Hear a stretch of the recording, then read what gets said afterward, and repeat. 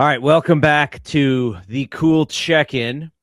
This is going to be our only episode this week. We're not going to dig into an album or an artist this week, but we will come back next week with Luther Vandross. Yeah. That is a trip, by the way, going back and listening to all of his albums. There's a lot of them. He is active. He was an active artist in the 80s. Yeah. Oh my gosh. Yeah, he put out a record a year, pretty much. And you know what I realized is he's like every hip hop artist's favorite R&B singer, because I hear so much stuff in other music that came directly from Luther. Oh yeah. All right, we're not talking about that here though. We'll save that for next week. What we are talking about is the entire reason that Mike and I did this project was because we were turning 50. And now we have turned 50. We both celebrated with our friends and our loved ones last weekend. And we're going to talk about that in a second. But I do want to get a little bit of like where are you in this process of this project that we are doing right now? Because, you know, at the beginning of the year, we're wide-eyed, bushy-tailed, just ready to be like, hey, it's a new year. What could we do? And now we started this project actually in 2025. So it wasn't Correct. just a new year project. But, Right. you know, sometimes when you think about big projects, you get very excited. And then when you get in the process of doing them, sometimes you can kind of get bogged down. Sometimes life happens. You know, Right. we've had to skip a couple weeks here and there of recording, which we said at the beginning we would do because we wanted the space to be able to do that. But now we are in, I don't know, we've done 20 some odd episodes, I think. I mean, we're almost halfway through the year, so I feel like we're probably at around like 20, 21, 22, somewhere in there. Yeah, I didn't even go back and count, which I should have done. Yeah. But where are you in the process? Like, how has it been? Are you still amped to do stuff? Like, where are you in this whole project thing? It's fun. I mean, it's good to be back in the rhythm of talking music again, which is something that I haven't done consistently in a while. You know, and you and I have done so many other projects together. Like this just feels like such an easy rhythm. Like I don't have to get used to somebody else's cadence. You know, and it's funny, there are some people who have listened to this and also listened to previous things that we've done together and been like, you just fell right back into your usual rhythm of things. You know, so that's felt really, really good. You know, I love hearing your take on stuff because usually it's a little bit different from mine, sometimes a lot different from mine. And also just kind of going through this stuff myself, like listening to an artist's back catalog and listening to it with a different context and, you know, going down rabbit holes that maybe I hadn't gone down in a while. Like it's been a lot of fun. You know, something that I didn't think about I was going to get out of this, and I don't even know if I'm getting anything out of it necessarily other than perspective, because I always make this joke that I don't really remember what movies came out after the year 2000 until about 2010. And that's because that's when my kids were born. Sure. And so I like, it's just a blur for those few years. And not so much with music, but there is some stuff in the perspective of like news or pop culture. And I'll give you an example.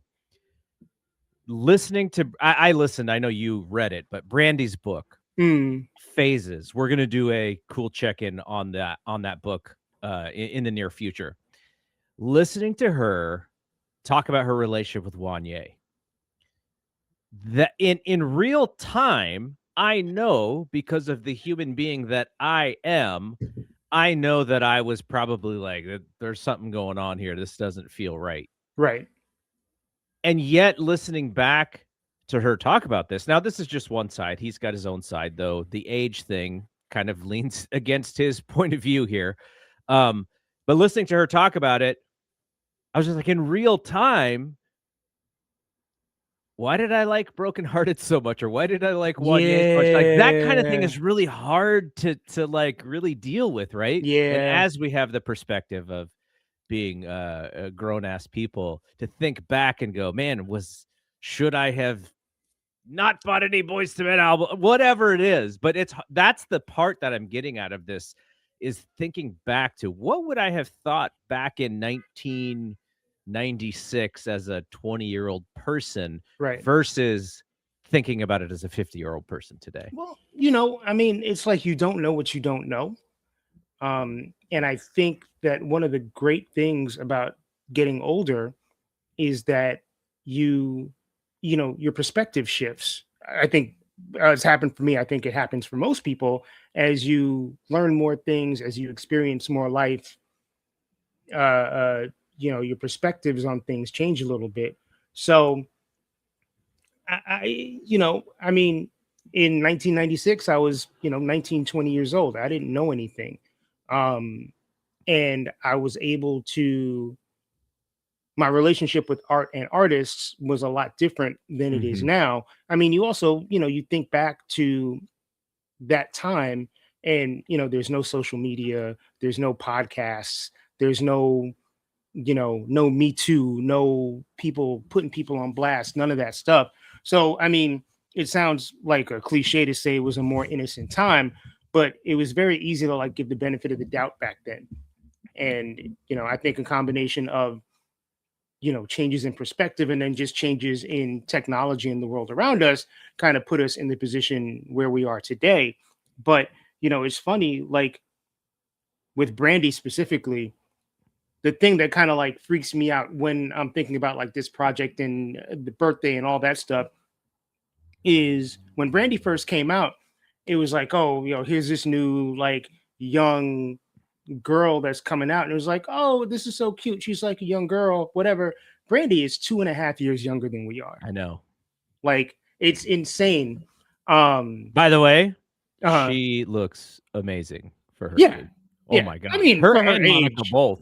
Yeah. Her and Monica both look tremendous. I know they're doing stuff today on social media. I see a lot of, they're both like, they both have aged so gracefully and so Yeah. fantastically. Shout out to them. Yeah. I mean, and they're still both young women. Um, I guess in the grand scheme of things, I mean they're in their late 40s, but that 2.5 years felt like such a huge gap Yeah. when you're 18 and Brandy's 15, but we're 50 and she is 47, and that's it's like we're pretty much the same age. Something that we've talked about because of the Michael movie, where Michael had to lie about his age because Hmm. the idea that if he was younger, he's actually even more fantastic than he Yeah, was.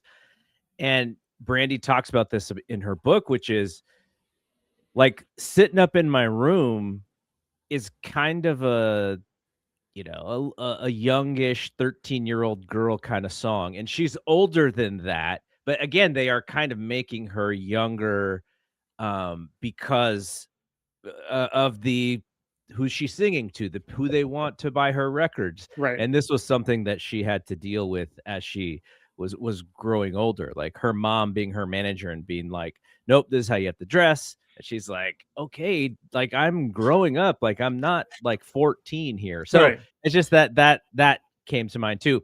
Now, how do you, when you reflect back, and this is in music, this is in movies, this is in sports, the 70s in general, for some reason, that's the decade that I kind of think of.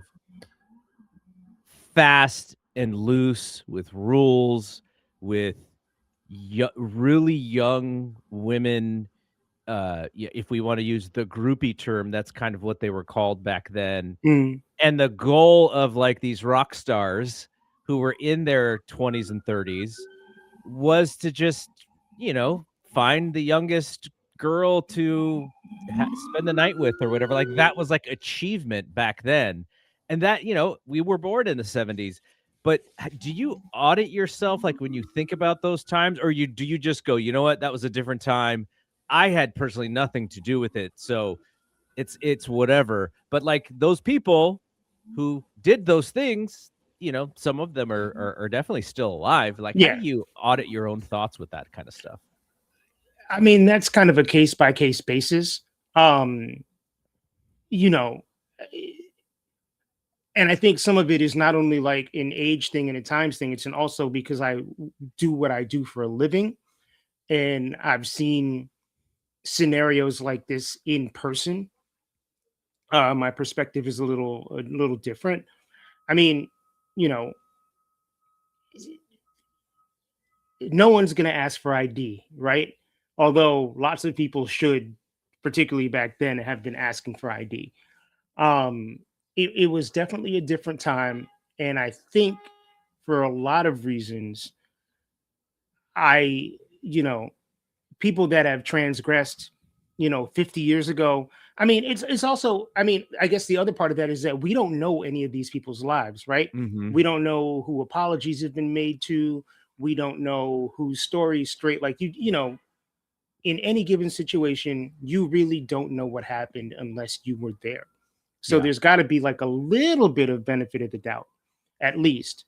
And then if a pattern, if you see a pattern, then you're like, okay, well, probably where there's smoke, there's fire. Mm-hmm. Um, but yeah, I mean, times were just different.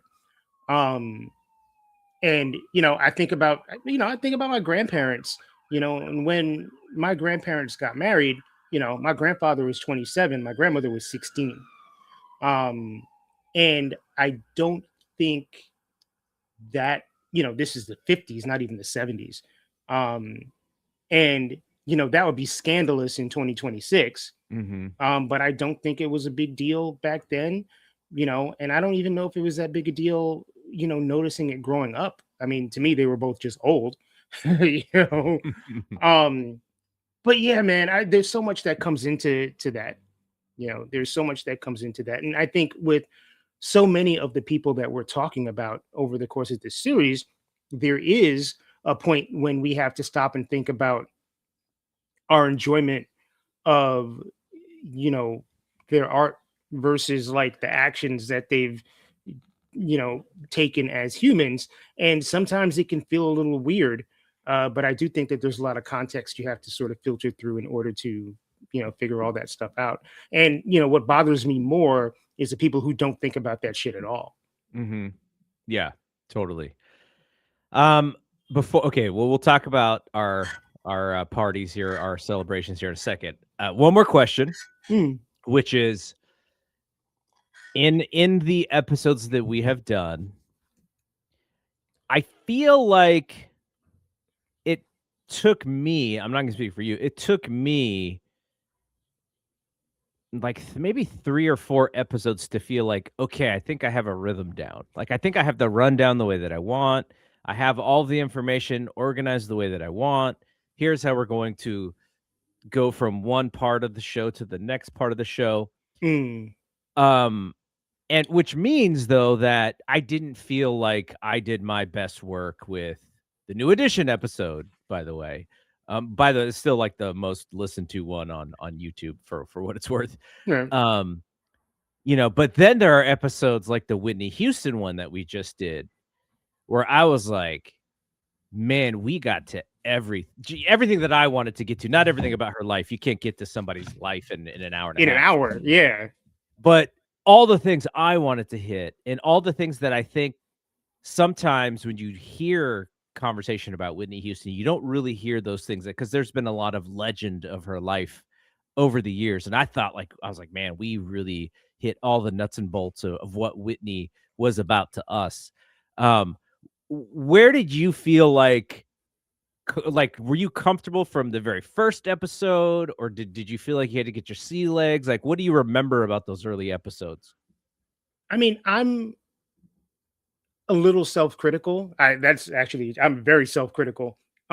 So I feel like whenever we finish an episode, there's always a part of me that's like, man, I should have brought up this, and I didn't articulate this properly. And I'm always kind of like going back and being like, this could have been done like a little bit better. Mhm. And I don't think I'll ever get rid of that like do-over mentality. Mhm. I think our rhythm clicked pretty quickly. Again, like we've done this in so many different iterations over so many years.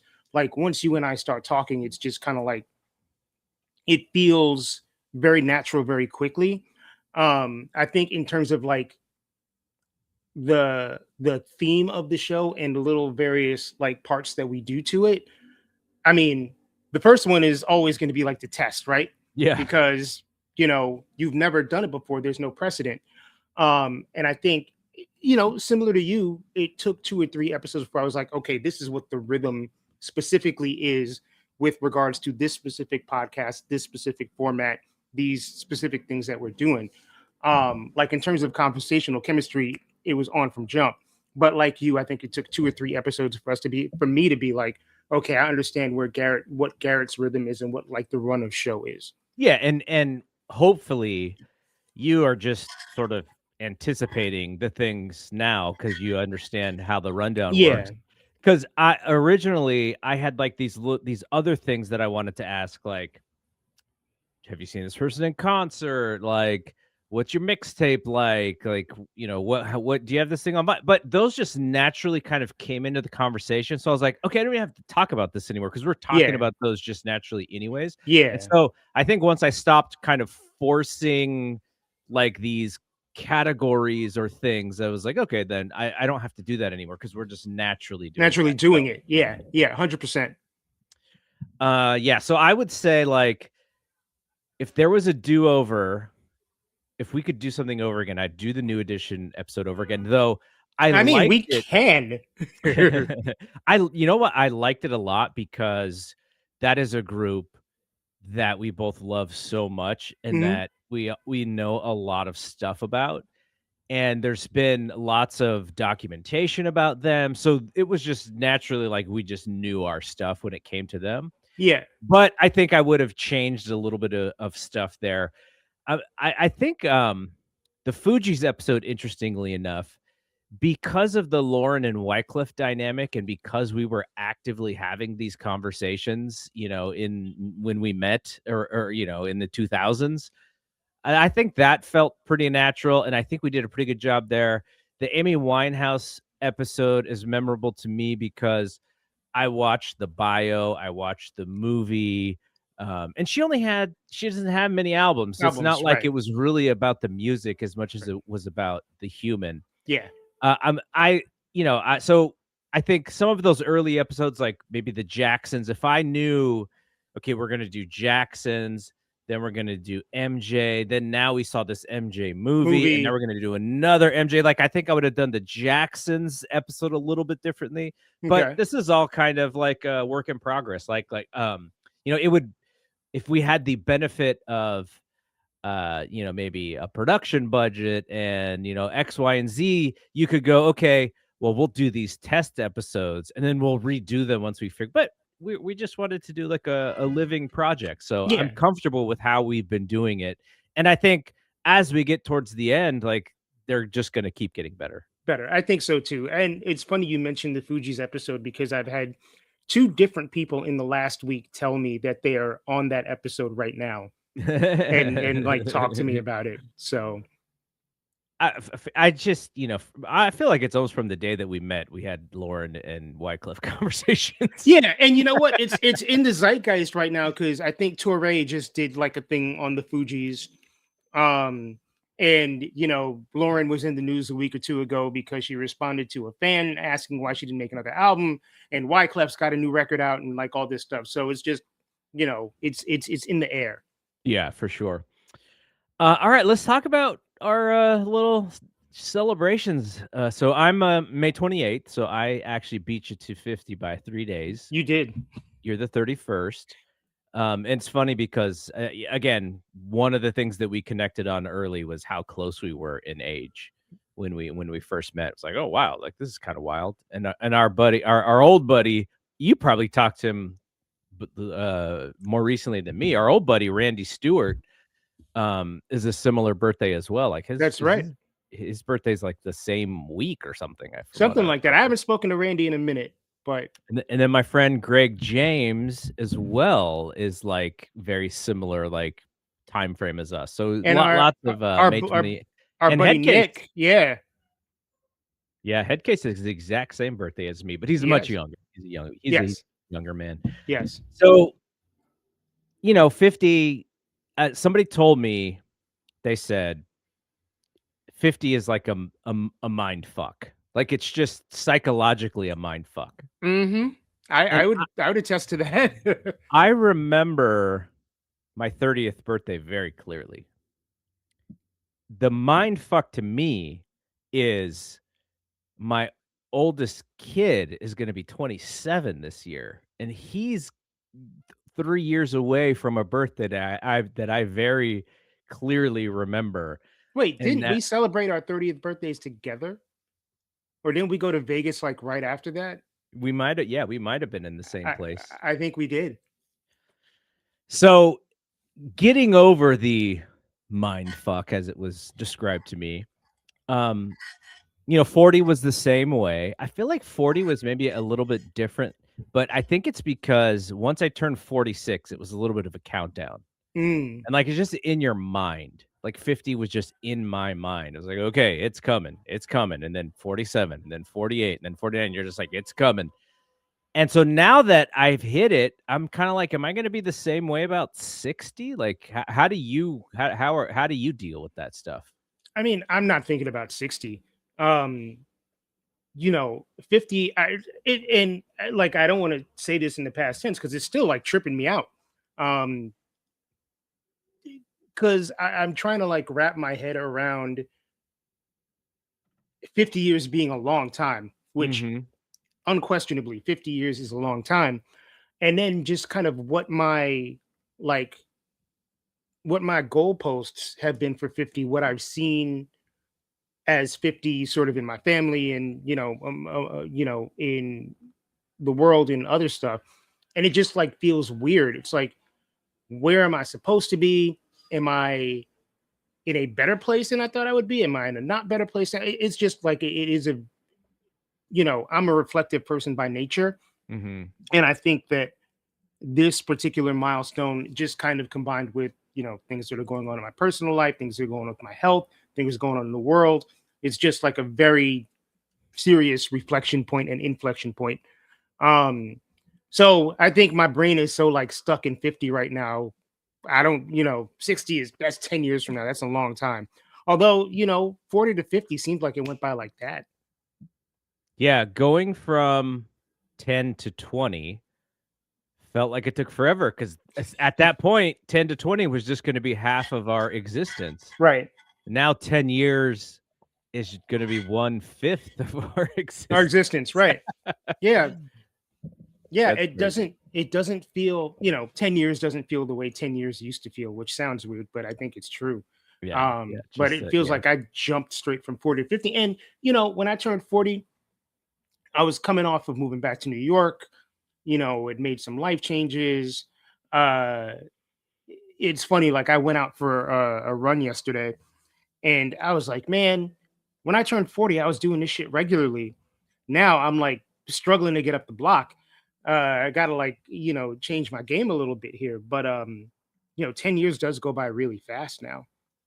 Yeah, for sure, Yeah. for sure. So how was your event? I saw some photos of it. It looks like you had a lot of your favorite people there. Something that you did that I kind of asked you to do was you created a playlist, which we will post at some point, that spans the first 5 months of the 50 for 50 podcast. Yeah. So because you create playlists after every episode that we do based on who the artist is. We take our top 5 and then you add some other songs. And so I said, "Hey, can you do it for where we are so far?" And you did it, and I played it throughout my entire party. So that was like my connection. We live on different coasts, so we Coast. could Yeah. not be there for each other. But that was my way of being like, okay, like I still have Mike here in some way. Yeah. I appreciate that. It's fun to do. Those playlists are fun to do. And, it was good that I was able to, contribute in some way to your event. For my event, I had a slideshow that I spent quite a bit of time like putting together, and I ended up with like 200 photos. Um, and I think I only really have like maybe 3 pictures of you and I together. Hmm. Um, so the older one is the one that ended up in the slideshow, or the oldest one that I have. which I guess is from one of the Opinions meet and greets back in the day. I posted on Instagram as well. But I was just trying to like go through my my photo library and make sure that everybody that was someone who mattered in my life was represented. Hmm. And it was great. It kind of backfired because I think a lot of people that were there spent their time like looking at the slideshow and Oh. um but no, I mean it was kind of a cool thing to do. And everything was out of order, so it wasn't like an evolution thing, but it was great to kind of just see pictures of me from high school, pictures of me now, pictures of me from being a baby, like, just have that whole sort of rotation of my life. And even like in the room, like my homeboy Mike, who I went to junior high and high school with, showed up, and I haven't seen Mike Oh, since wow. we graduated high school 33 years ago. So That's this was our amazing. first time seeing each other since 1993. So You know, awesome. my next door neighbors growing up showed up, and I hadn't seen them in forever. My sister was there, my aunt was there, some of my boss was there, some of my coworkers were there. So it was just it was kind of trippy because it was kind of like watching your life flash before your eyes Hmm. while you were like standing there experiencing it. So I think I'm still kind of like downloading and processing all this stuff, but it was just great to have a bunch of people in a room, and knowing that the common thread was me in that group. By the way, we've done exactly 20 albums. Okay. Yeah. All right. We got 30 left. And Okay. we don't just have 30 left, we have 31 left because we are going to do a 2026 album. Oh, so it's actually like 51. It's 51. That literally never occurred to me. I thought about it the other day because I was looking at our schedule and I was like, wait, we're gonna do this De La album. It's like, oh, that's gonna be 51. So Oh, maybe we'll save that as because originally, give you guys a little scoop here, we were gonna save songs in the key of life for our last one because that's literally the year that we're born. right. And so maybe we'll do the De La album, the 2026 De La album as our real last one. So Wow. I literally did not occur to me. That's yeah. funny. Okay, so for me, I just had we had tons of people here, just friends from different networks, some family, best friend, my kids, my stepkids, my ex-wife, um, my kid's stepdad. Like it was just like, it's like one of those things where when you think about your guest list and you think about how many people are going to be there, it can kind of get a little overwhelming. You're like, oh Yeah. my gosh, how am I going to be able to like make some time to spend with each one of these people? Yeah. And then you do it, and what happens is that 3 hours just zoomed Fly by. by. Mm-hmm. And so what I did was I'm into this new rye whiskey cocktail. It's called not new, but new for me. It's called a Monte Carlo. I was wondering what that was.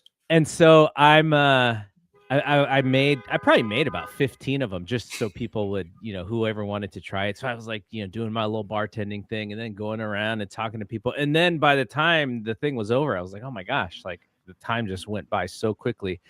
And I think a lot of times when you think about celebrations, like they are so big in your head. Like think about like when you're a little kid and you had a birthday coming up, and sometimes you make this thing out to be just like the biggest event Biggest, possible, yeah, yeah. and then you have fun, and then it's over, and then you have this giant letdown because it's Mm-hmm. over. Now what do I do? Mm-hmm. And so I was a little worried about that when it came to this party, but at the end of the night, I was just so thankful. I was so happy everyone who came. I was so appreciative of Crystal and all the work that she did. So happy that all of my kids were good. Like there was nothing that happened that was wrong or that was, that I was bummed about, or it's like everything happened the way that I wanted to. So that's what I was really thankful about. Right on. Yeah. I mean, I similarly, when I am experiencing moments of intense connection and then that goes away, like there is, a sensation that I've heard called drop, which is, obviously your emotions are in a different place. You're processing, you're not around people, and I was like, from weeks ago, I was worried about that happening Yeah. after my birthday, my event. And, you know, I went home Sunday night and ordered dinner and kind of just chilled out and opened my presents and read some cards and like that kind of stuff. And slept very, very well because I was exhausted. Um, and I took the next 2 days off of work because I was like, I don't want to jump back into the pressure cooker right away. And it's been pretty chill. Like I've had a chance, like I had therapy yesterday. I've had a chance to kind of like downshift a little bit, and I don't, yeah, I do think I'm still feeling some level of drop, but not as intense as maybe I thought I would before.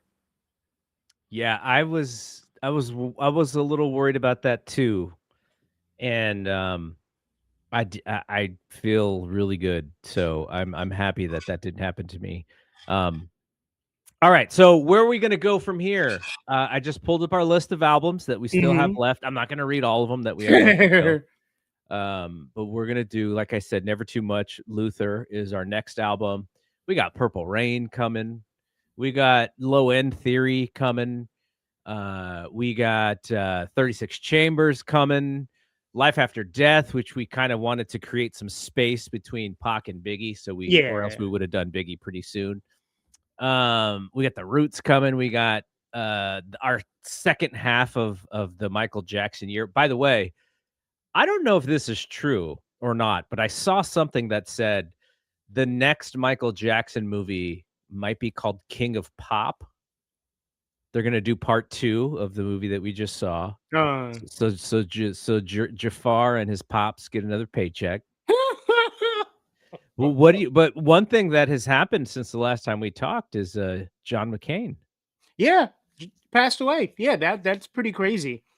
Um, it's interesting. I think you mentioned it on Instagram as well. Like the first person I thought of was Questlove because That was his guess that he could that was never his get. white whale. That was his white whale interview, and he never got it.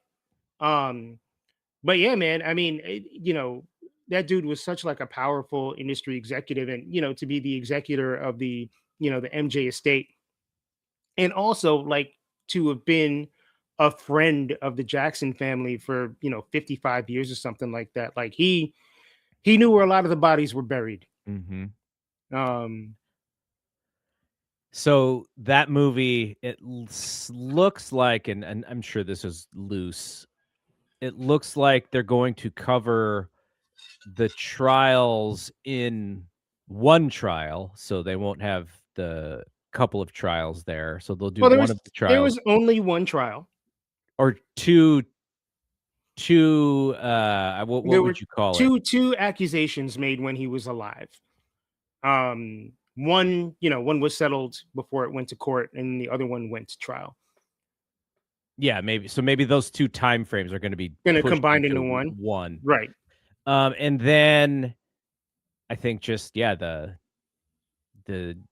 dangerous time frame through Invincible, I guess, is what the focus is gonna be. I'm very interested to see how they deal with his passing, because there there's a drug piece of this that Right, I kinda wonder if they're gonna touch. right, right. So Yeah, I mean, there's a lot of potential minefields there, and watching the first movie doesn't give me a whole lot of hope that they will cover this stuff well in the second movie. Yeah, for sure. Although I'm clearly in the minority because it's about to be the or best highest grossing biopic of all time.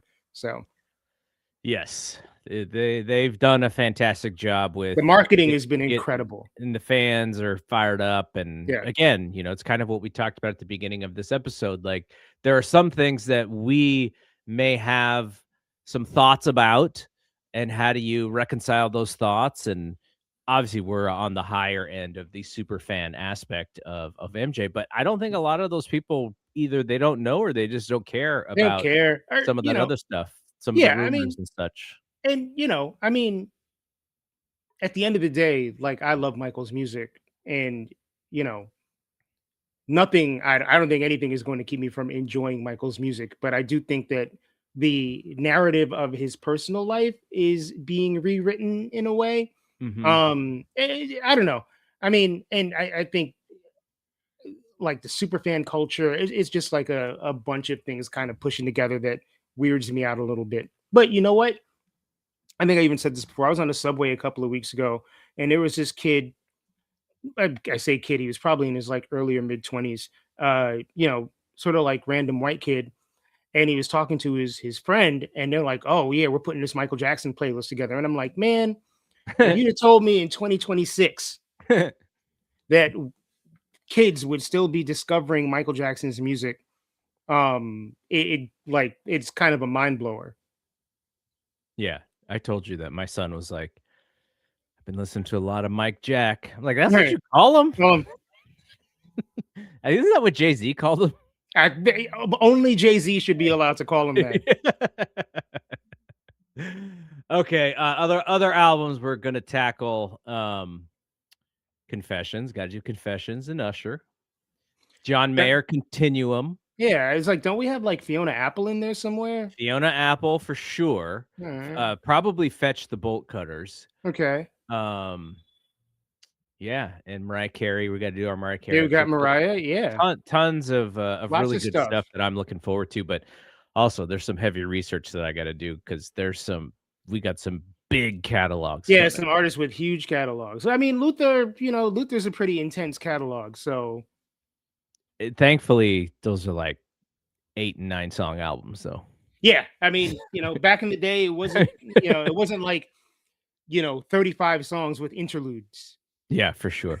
Okay, that's gonna be it from here. So thanks for hanging with us in these Yeah, first 20 episodes. And we'll be back the rest of the year and probably a little bit into 27. next year Yeah, doing this for this feed. So it's gonna be fun, y'all. I'm enjoying it a ton. So for same. Mike, I am Double G. We will see you when we see you. Peace Peace. out.